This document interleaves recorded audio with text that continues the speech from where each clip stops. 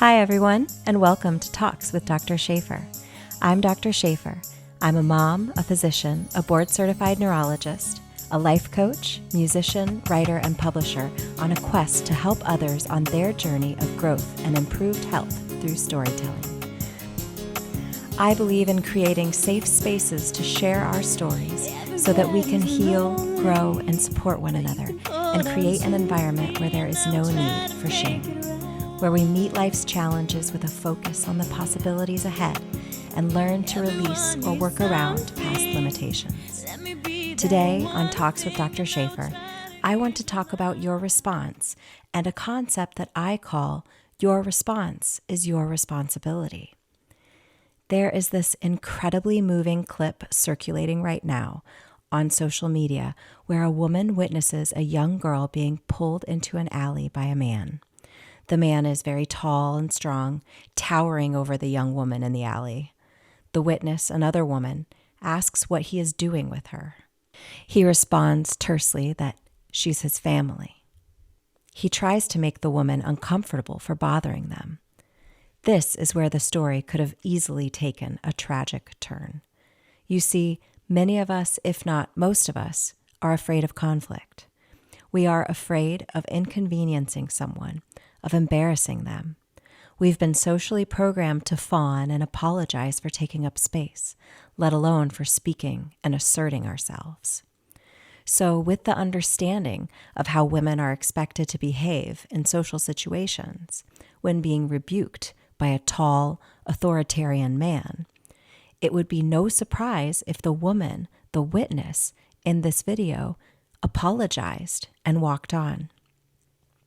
But that would be tragic, and it would probably haunt her forever, because her gut knew, her nervous system signaled danger to her. Her mind is trained to mind your own business, so it would be easy to respond to the social cues the man gave her with fawning and going about her day. But she didn't, because she trusted herself. She trusted her gut. She knew the girl wasn't safe. And she knew that the only safety she had to offer the girl was her presence. And she was very generous with it and courageous. Despite the man yelling at her, making it seem that she was rude, asking why she was stalking them, as he quite literally was abducting a child, his arm around the girl so that she could not escape him, trying to lead her away from the witness. He is actively in that moment attempting to manipulate the witness's perception of reality, to reframe it so that she is actually the problem, disturbing him with what he calls his family and stalking them. He does not allow the witness to see the girl's face. He wraps his arm around her and leads her in the opposite direction. But the woman witnessing this does not back down. "I'm following you," she firmly tells him, walking a safe distance behind them as he tries to lead the girl away on a different street. "Are you okay?" she repeatedly asks the girl. She cannot see her face. But her gut tells her that her presence is keeping this girl safe. Because there is no safety in silence.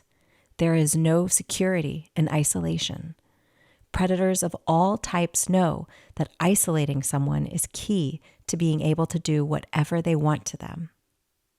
It happens in relationships and homes, at work, at school, at night on the street with strangers, online, everywhere. And while they isolate their victim, they typically use verbal tactics to manipulate the victim's perception of reality, such that the victim begins to believe that by being silent and isolated, they are safe. Then the unthinkable happens. And that moment is often followed by more silence and more isolation as shame overcomes the victim. When we shed light on these moments, however, and we share them, the truth can't help but come out. That the victim did nothing wrong.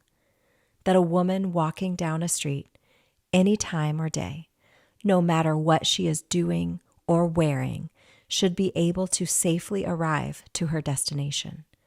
There is no circumstance or condition that would make that not justifiable. Period. The justifications for why a woman may have befallen victimhood are just weak attempts at justifying bad behavior. We won't even give them the validation of discussing them or giving them airtime here. They are manipulation, pure and simple, often in the shape of shame, and we don't do that here. Here, we are focusing on how we can grow our mindset and become empowered to accept our truth, to believe in our perception, to believe in the signals our body is giving us without asking for permission from someone else to validate it, to speak our truth with confidence, and to use our presence as a force for good. And that is exactly what this woman did.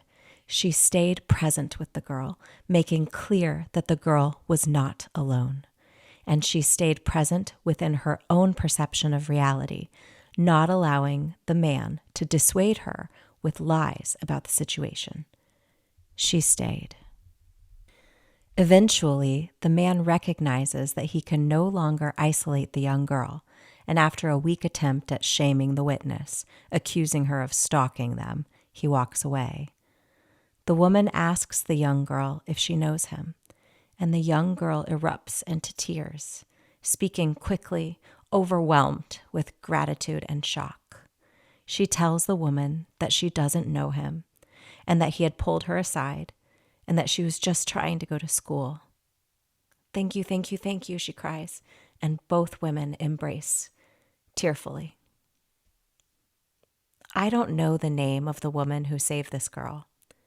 I really hope we can find out and we can further shine a light on this incident and how her courage and presence saved this young girl from becoming a victim. Because the strength and presence she showed were absolutely exemplary. I wanted to spend time today highlighting it, and I encourage you to view the clip and circulate it and spread this example of how someone took responsibility for their response in a safe way, maintained their presence, and made an incredible difference in someone's life. And the fact that we have this on tape and it can be circulated, the young girl, her face is not visible at any point in time, which of course is so important for her privacy and safety. The fact that this video clip is being circulated and so many people, men, women, children, can see this, can learn from it, it is an incredible real life tool. And honestly, that is a big part of the beauty of social media. There are many problems and challenges that we face when we are consuming social media, and we have to be very aware of those challenges. But this is the stuff that makes it worthwhile. This is the reason I engage with social media. This is the reason I create for social media. Because if you can reach someone with this message of empowerment and strength and courage and presence, it can really save and or change so many lives. And changing one life is worth all of it.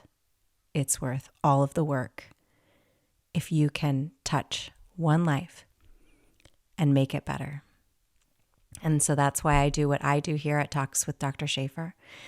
And that's why I'm so passionate about life coaching. And that is also why I'm so passionate about storytelling, because it is such an effective tool to connect us and help us grow and just make this world a better and safer place for everyone. So many things in life come down to being present. When we understand how important our presence is and how important it is not to abandon ourselves, but to stay centered within our truth, we can show up to life in an incredible way and do amazing things. Thank you so much to this woman for inspiring and empowering us. You are amazing. And you are amazing too. I hope today that you stay centered in yourself and you make a habit of maintaining focus, staying in your body, staying true to your core values, beliefs, and perception, even when someone tries to distract you from them. It will happen. But with practice, you can be ready for it and learn how to stand your ground. I hope this is helpful. Please share your comments and any suggestions for topics you have. I'm so grateful for the opportunity to spend this time with you and to hopefully give some new perspectives, bring things to your attention, highlight really important topics like what we discussed today, and help you along your healing journey. Stay safe. I'll talk to you soon.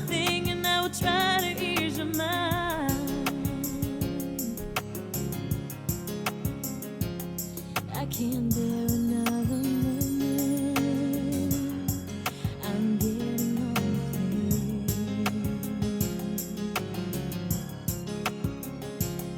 'cause there's nothing here.